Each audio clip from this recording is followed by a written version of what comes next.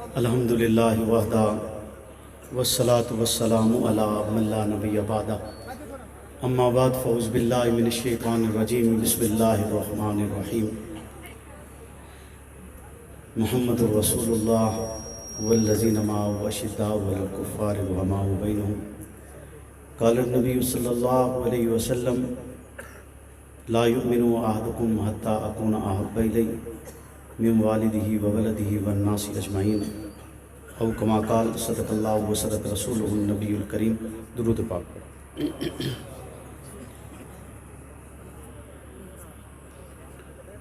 اللہم صلی علی محمد معدن الجود والکرم منبع الحلم والحکم وآلہ وسلم۔ محمد سے پیار کرتے ہیں، تیرا احسان ہے مولا، ہماری بخشش کا بس یہی سامان ہے مولا۔ در شاہ مدینہ چھوڑ دیں جنت کے بدلے، یہ سودا ہم نہیں کرتے، ہمیں نقصان ہے مولا۔ تیرے باغی تیرے شاتم بشر اچھے نہیں لگتے، تیرا سایہ نہ ہو جن پر وہ سر اچھے نہیں لگتے۔ تیرے اصحاب سے مجھ کو محبت کیوں نہ ہو آقا، کسے اونچے گھنے ٹھنڈے شجر اچھے نہیں لگتے۔ میرے واجب الاحترام دوستوں بزرگوں، صدر جلسہ حضرت قبلہ ارشاد احمد صاحب دامت برکاتہم العالیہ، دیگر علماء کرام، مشائخ عظام، معززین علاقہ، آج آپ کی اس سالانہ کانفرنس تاجدار ختم نبوت صلی اللہ علیہ وسلم میں پہلی مرتبہ حاضری کا شرف حاصل ہوا ہے۔ خلاق عالم سے دعا گو ہوں کہ وہ مجھے حق اور سچ کہنے کی توفیق عطا فرمائے، اور حق اور سچ کہنے کے بعد مجھے اور آپ کو اس پر عمل پیرا ہونے کی بھی توفیق عطا فرمائے۔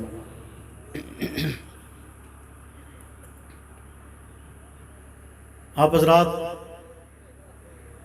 سالہ سال سے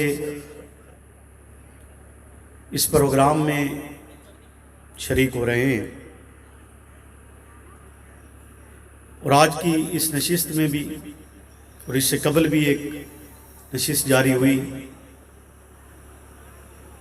آپ نے علماء سے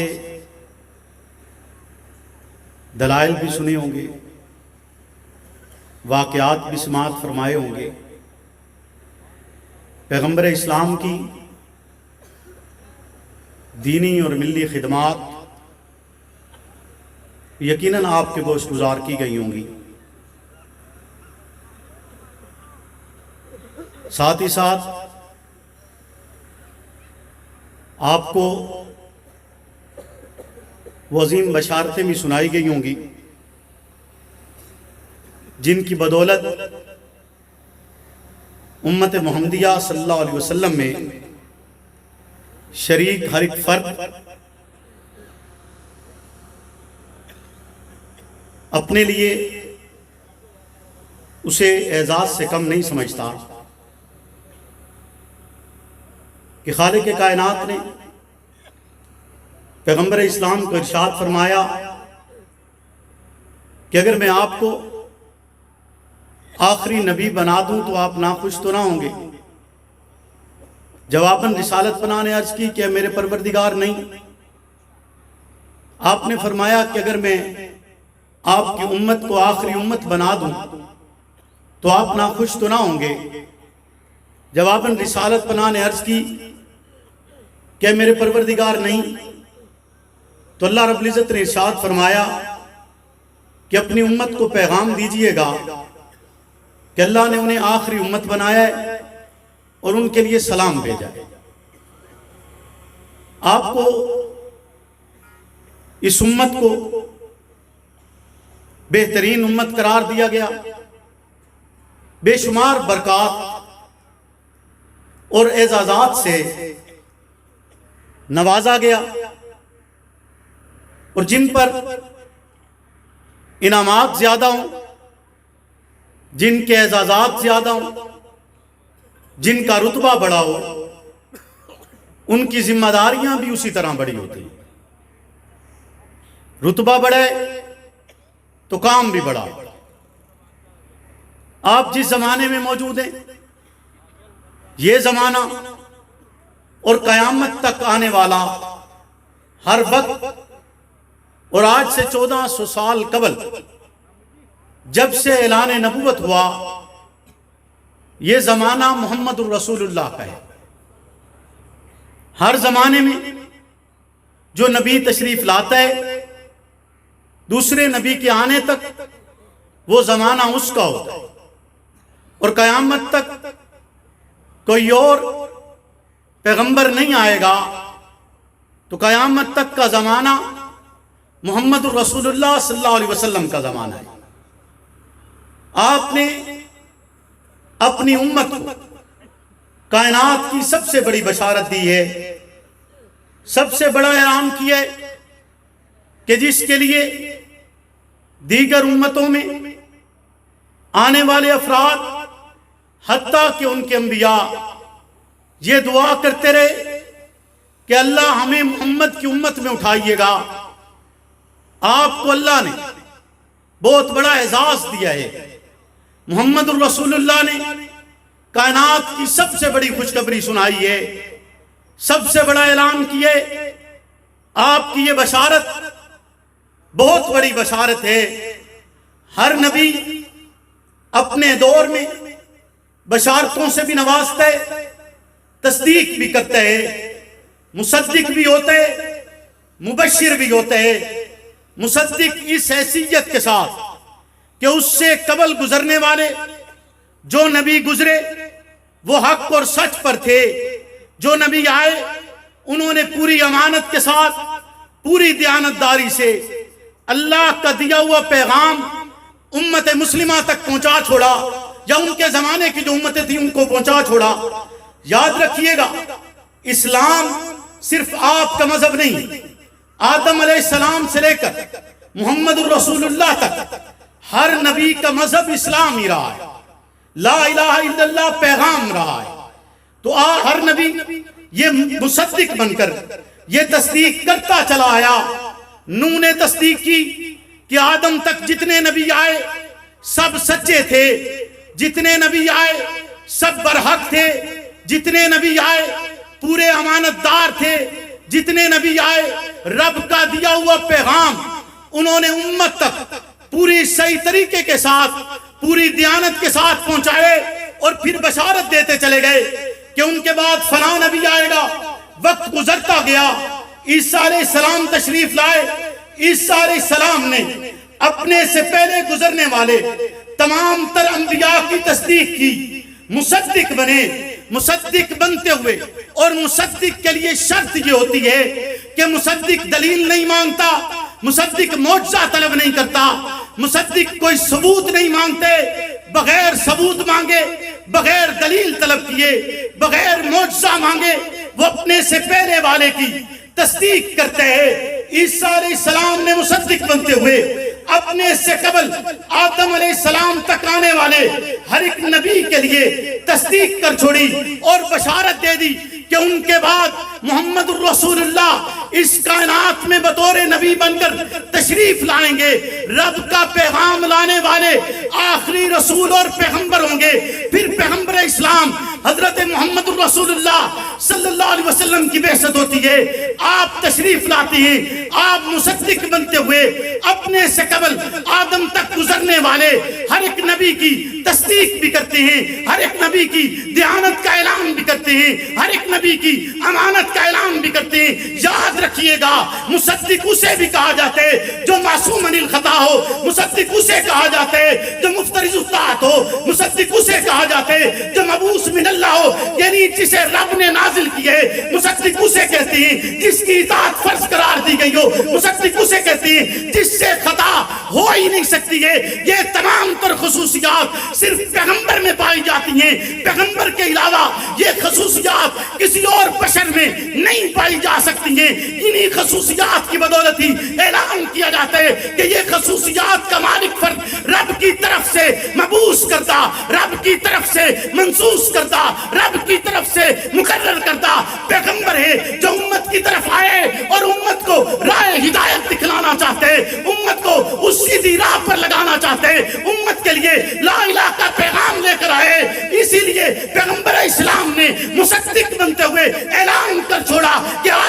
جتنے نبی تشریف لائے ہیں پورے کے پورے امانت دار تھے. پھر مبشر بنتے ہوئے کائنات کی سب سے بڑی بشارت دی ہے کہ آپ کے بعد کوئی اور نبی نہیں آئے گا.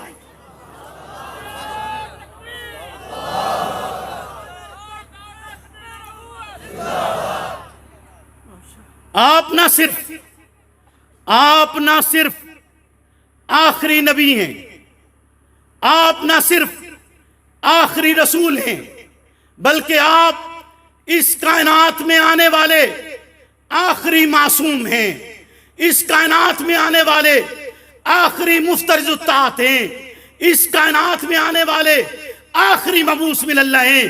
یعنی آپ آخری فرد ہیں جسے رب نے نازل کیا ہے, آپ آخری فرد ہیں جس کی اطاعت فرض قرار دی گئی ہے, آپ آخری فرد ہیں جس سے کوئی غلطی اور خطا نہیں ہو سکتی ہے. آپ کو ختم نبوت کا رب نے تاج پہنائے, آپ کو قدر و منزلتیں وہ عطا کی ہیں جو اس سے قبل کسی کو عطا نہیں کی گئی ہیں. آپ حضرات خوش قسمت ہیں جنہیں رب نے محمد الرسول اللہ کا امتی بنائے.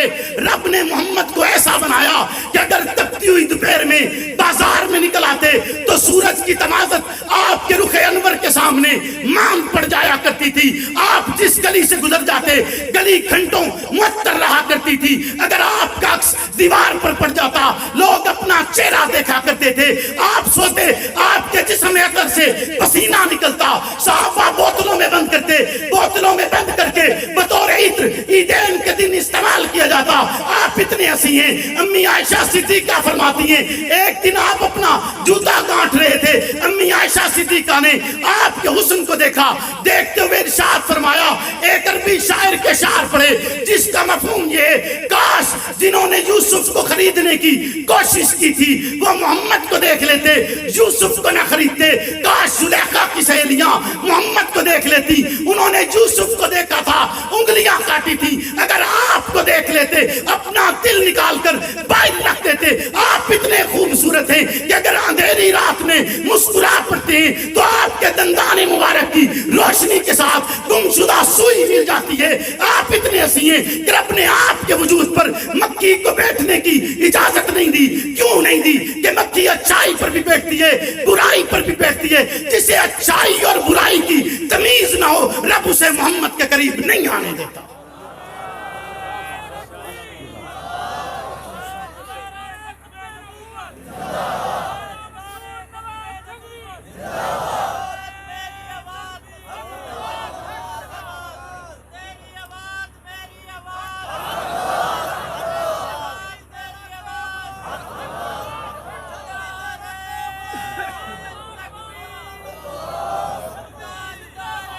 پیغمبر اسلام زندگی کے ان گوشوں کا تذکرہ بھی میرے اور آپ کے لیے ضروری ہے. وہ گوشے جو آپ کے اعلان نبوت سے قبل ہیں, آپ کے میلاد سے شروع ہوتے ہیں. آپ کی پیدائش کہاں ہوئی, کس گھر میں ہوئی, کس علاقے میں ہوئی, اس علاقے کا علاقائی ماحول کیسا تھا, اس علاقے میں اس لمحے میں اقتدار کس طرح بسر ہوتا تھا, اس لمحے میں اصول کیا وضع کیے گئے تھے, آپ کو رب نے کس گھرانے اور کس نسب میں پیدا کیے ہے, آپ کے والد محترم کا اس میں گرامی کیا ہے, آپ کی والدہ محترمہ کس قبیلے سے تعلق رکھتی ہیں, کس خاندان سے تعلق رکھتی ہیں, کس علاقے سے تعلق رکھتی ہیں. غرض محمد الرسول اللہ کی زندگی کا وہ حصہ جو آپ کی میلاد سے لے کر اعلان نبوت سے پہلے کہے, اس کا تذکرہ بھی امت مسلمہ کے لیے ضروری ہے تاکہ ان گوشوں سے بھی پردہ اٹھ سکے. پیغمبر کی اس زندگی کے اندر, پیغمبر کی اس زندگی کا انداز, پیغمبر کی اس زندگی کا کردار, پیغمبر کی اس زندگی کا طور طریقہ اور رہن سہن امت مسلمہ کے سامنے واش گزار ہو سکے. اسی کے ساتھ ساتھ اسی میں سے ملتا ہے آپ کی رضاعت کا وقت ہے. رضاعت کے اندر آپ اپنی رضائی ماں کا دودھ پیتے ہوئے ایک حصے سے پیا کرتے, دوسرے کو اپنے رضائی بھائی کے لیے چھوڑ دیا کرتے. آیا کوئی ایسا ہے جو اس طرح حقوق ادا کرتا ہو سوائے محمد کے؟ کوئی اور ایسا نہیں ہے. محمد کی تعریف کرتے ہوئے ایک شخص نے 40,000 اشعار لکھے. آخری شعر یہ لکھا, تقی فکر رساں اور مداحہ باقی ہے، قلم ہے آبلا پا اور مدہ باقی ہے، برق تمام ہوا اور مدہ باقی ہے، تمام عمر لکھا اور مدہ باقی ہے۔ انسان کے نعرہ تکبیر، شان صحابہ، مقام صحابہ، تاجدار ختم نبوت، دفاع ختم نبوت، نعرہ تکبیر۔ انسان کے بس میں نہیں ہے کہ وہ پیغمبر اسلام کی سیرت کو بیان کر سکے، اسی لیے شیخ سعدی یہ کہنے پر مجبور ہوئے کہ لا یمکن الثناء کما کان حقہ، بعد از خدا بزرگ تو ہی قصہ مختصر، کہ نہیں بس قوت انسانی میں کہ وہ آپ کی مدح اور آپ کی تعریف بیان کر سکے۔ آپ کی تعریف اور مدح سے خالق کائنات واقف ہے کہ رب نے آپ کو کیا مقام عطا کیے، کیا مرتبہ عطا کیے، کتنی قدر و منزلت عطا کیے۔ حتیٰ کہ علماء یہ بھی لکھتے ہیں کہ اگر تعریف کرتے ہوئے نعوذ باللہ آپ سے تعریف میں کمی بیشی ہو گئی تو آپ گستاخی کے مرتکب ٹھہریں گے۔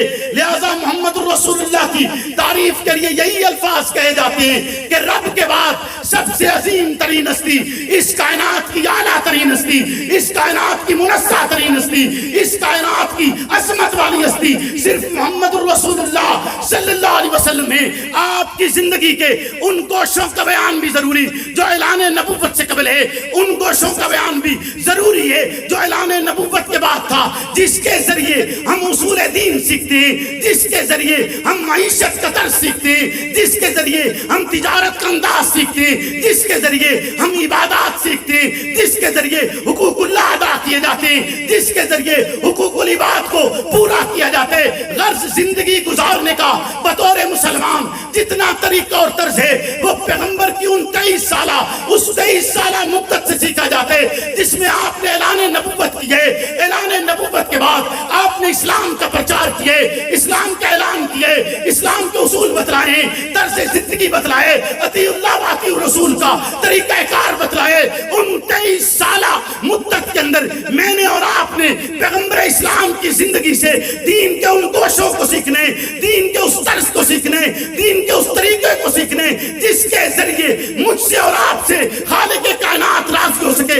اس کے لیے پیغمبر اسلام نے ایک اصول وضع کیے، ایک معیار بنائے، پھر اس معیار کے لیے خالق کائنات نے کتاب اللہ اتاری ہے، وحی الہی اتری ہے، جبریل جیسا فرشتہ اس وحی الہی کو لے کر زمین پر آئے۔ رب کا پیغام محمد رسول اللہ کے نطق معصوم سے جاری ہوئے کہ آپ کی اس 23 سالہ محنت کی بدولت، آپ کی اس 23 سالہ جدوجہد کا ثمرہ، آپ کی اس 23 سالہ جو زندگی آپ نے بسر کی ہے، اس کے دوران جو آپ نے محنت کی ہے، اس محنت کے ساتھ جسے آپ نے تیار کیا ہے امت مسلمہ کے لیے، اسے معیار بناتے ہوئے خالق کائنات کتاب اللہ کے اولین مخاطبین سے مخاطب ہو کر کہتے ہیں فَإِنْ آمَنُوا بِمِثْلِ مَا آمَنْتُمْ، جب کوئی ایمان لانا چاہے تم جیسا لائے۔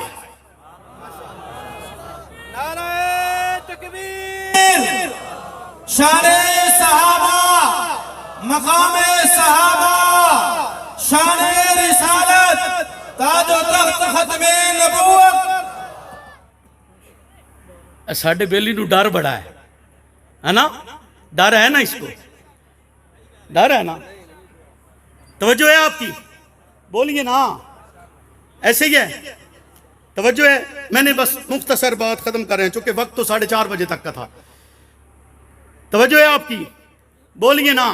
اس 23 سالہ محنت کے لیے پیغمبر اسلام ارشاد فرماتے ہیں، حدیث قدسی ہے، حدیث قدسی اسے کہا جاتا ہے جس کے الفاظ تو محمد رسول اللہ کہیں لیکن بیان خالق کائنات کہے۔ حضور ارشاد فرماتے ہیں سألت ربی ان اختلاف اصحابی من بعدی فاوحی الی یا محمد ان اصحابک عندی بمنزلۃ النجوم فی السماء بعضهم اقوى من بعض ولکل نور فمن اخذ بشیء من اختلاف فهو عندی علی هدی۔ حضور کہتے ہیں میں نے اپنے رب سے سوال کیا اپنے صحابہ کے اختلاف کے متعلق، فاوحی الی یا محمد، رب وہی نازل کر کے کہتے کہ محمد ان اصحابک عندی بمنزلۃ النجوم فی السماء، آپ کے صحابہ میرے نزدیک آسمان کے ستارے ہیں، ولکل نور، اور ان کے لیے نور ہے، فمن اخذ بشیء من اختلاف فهو عندی علی هدی، اگر کوئی شخص ان کے اختلاف میں سے معمولی سی شے بھی لیتا ہے فهو عندی علی هدی، رب کہتے میرے نزدیک وہ ہدایت پر ہوگا۔ قال عمر قال النبی صلی اللہ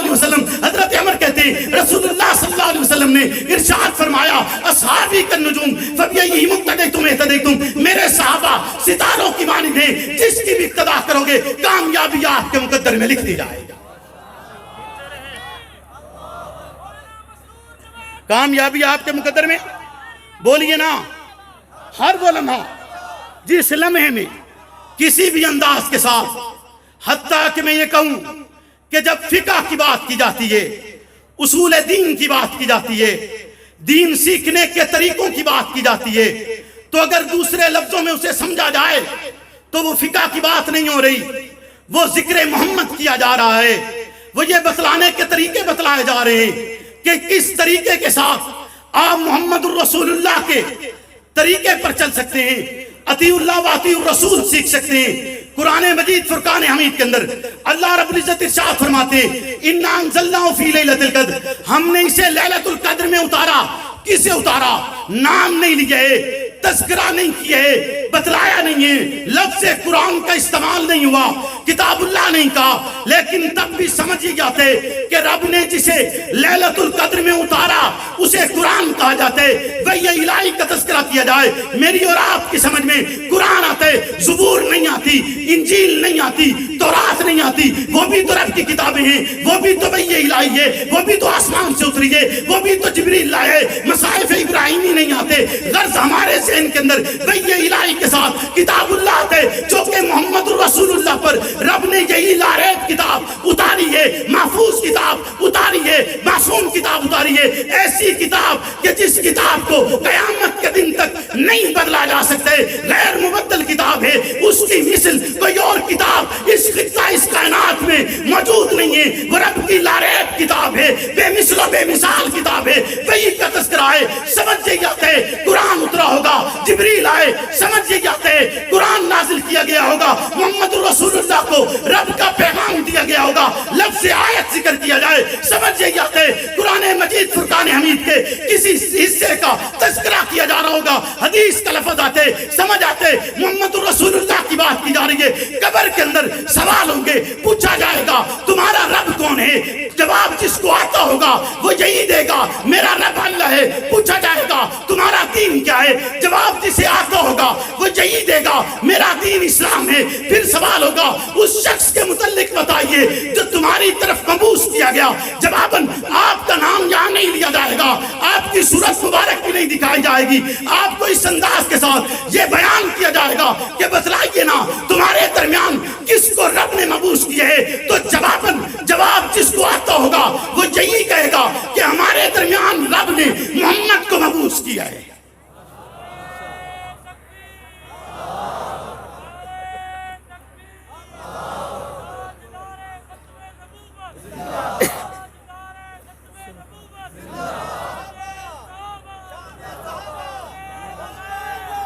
जैसे यहां पर मैंने दो मिसालों से अर्ज किया है कि लफ्ज़ कुरान जिक्र नहीं किया, तब भी कुरान समझ में आता है।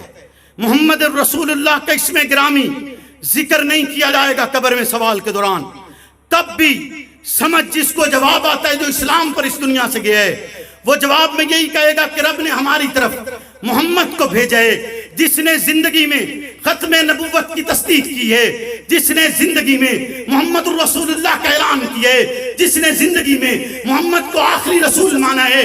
वो इस हक और सच के साथ न सिर्फ इस दुनिया से जाएगा बल्कि कब्र में भी अपने ईमान की गवाही मोहम्मद रसूलुल्लाह के साथ देगा। जैसे यहाँ पर लफ्ज़ मोहम्मद जिक्र किए बगैर मोहम्मद समझ में आते हैं, जैसे वहां पर कुरान जिक्र किए बगैर कुरान समझ में आते, उसी तरह मैं कहना चाहता हूँ अबू बकर कहते हुए मोहम्मद समझ में आते हैं, उमर कहते हुए मोहम्मद समझ में आते हैं, उस्मान कहते हुए मोहम्मद समझ में आते हैं, अली कहते हुए मोहम्मद समझ में आते हैं। 1,44,000 कमो बेश की वो मुकद्दस जमात जो पैगंबर इस्लाम पर मौत की बैत कर चुकी थी, जो पैगंबर इस्लाम के लिए सब कुछ निछावर कर चुकी थी, जो पैगंबर इस्लाम के लिए घर बार छोड़ चुकी थी, जो पैगंबर इस्लाम के लिए जिनको दो ऊंटों के दरमियान बांध कर चीर दिया गया था, जिन्होंने इस्लाम के लिए अपना सब कुछ निछावर किए, जिन्हें तपते हुए तेल के कढ़ाई में डाला गया, लेकिन ला इलाहा इल्लल्लाह मुहम्मद रसूलुल्लाह के अल्फाज जिनकी जुबानों पर तब्दील नहीं हुए, जब उनका तज़किरा किया जाता है समझ मोहम्मद आते हैं। तो मैं कहना चाहूंगा کہوں گا ذکر صحابہ بھی ذکر محمد ہے۔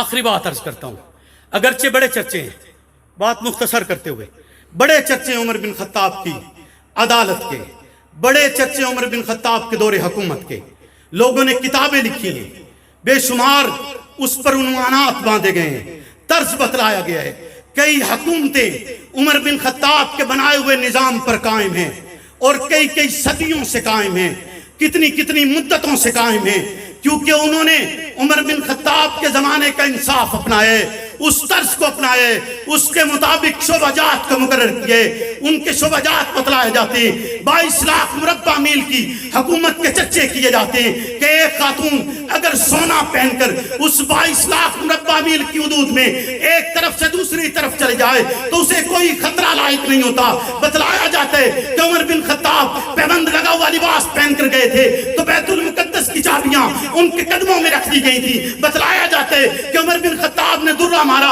زمین کانپنا چھوڑ گئی تھی۔ بتلایا جاتا ہے عمر بن خطاب نے خط لکھا، نیل اپنی روانی پہ جاری ہو گیا، لیکن یہ سب کچھ محمد الرسول اللہ کی تربیت کے ساتھ ہوئے، محمد الرسول اللہ کی محنت کے ساتھ ہوئے۔ یاد رکھیے گا، خلافت فیض نبوت ہے، نبوت سے نکلی ہے، نبوت کا فیض ہے جس کا اعلان خلافت کی شکل میں آگے ہے۔ حضرت ابوبکر تشریف لائے، اپنے طرز کے ساتھ پیغمبر کے طریقہ کار کو متعین کیے۔ عمر بن خطاب تشریف لائے، طرز کے ساتھ پیغمبر اسلام کا طریقہ متعین کرتے ہوئے امت مسلمہ کی ہدایت کا ذریعہ بنے۔ لیکن یہی افراد جب ابھی تک ان کی خلافت کا اعلان نہیں ہوا تھا، ابھی تک یہ 22 لاکھ مربع میل کے حکمران نہیں بنے تھے، ابھی روم اور فارس کے ساتھ جنگیں نہیں ہوئی تھی، ابھی ایران فتح نہیں ہوا تھا، ابھی مسلمانوں کے تھوڑوں تلے کفر کی زمینیں نہیں روندی گئی تھی، اس زمانے میں بھی پیغمبر نے اپنی اس صحبت کی بدولت، پیغمبر نے اپنی اس محنت کی بدولت ارشاد فرمایا تھا، لو کان بعدی نبی لکان عمر، اگر میرے بعد کوئی نبی ہوتا تو وہ عمر ہوتا۔ یہ پیغمبر کی تربیت کا نتیجہ ہے، پیغمبر کی محنت کا نتیجہ ہے، پیغمبر اسلام کی 23 سالہ جدوجہد کا ثمرہ اصحاب رسول ہیں۔ ان اصحاب رسول کے لیے پیغمبر اسلام کی ختم نبوت پر پیرا دیتے ہوئے، پیغمبر اسلام کے معصوم عن الخطا ہونے پر پیرا دیتے ہوئے، پیغمبر اسلام کے مفترض الطاعت ہونے پر پیرا دیتے ہوئے، پیغمبر اسلام کے مبعوث من اللہ ہونے پر پیرا دیتے ہوئے جہاں سے تو گزر جائیں گے اور یہ کہہ کے گزر جائیں گے، فنا فی اللہ کی تہ میں بقا کا راز مضمر ہے، جسے مرنا نہیں آتا اسے جینا نہیں۔